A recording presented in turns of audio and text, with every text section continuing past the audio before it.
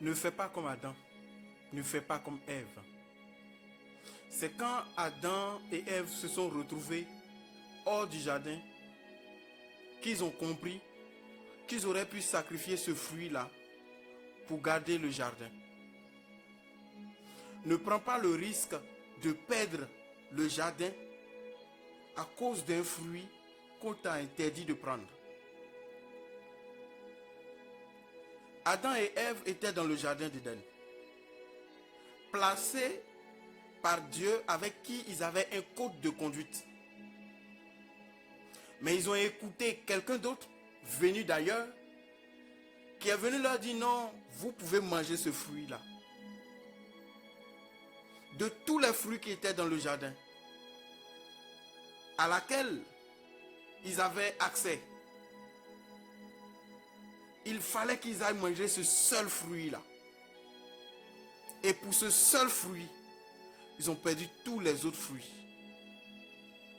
Je suis sûr qu'en dehors du jardin, ils se sont dit, si on savait, on allait laisser ce seul fruit-là, on allait vivre notre vie avec tous les autres fruits qu'on nous avait donnés. Toi aussi, peut-être que tu es quelque part où c'est bon, mais tu écoutes les gens. Tu écoutes les gens au risque de te retrouver en dehors de là où tu es. Juste parce que les gens te poussent à faire quelque chose qu'on te demande de ne pas faire. Adam et Ève. Adam et Ève. Ne perds pas le jardin à cause du fruit interdit. Ne perds pas le jardin pour un fruit. Sacrifie ce fruit-là, ma soeur.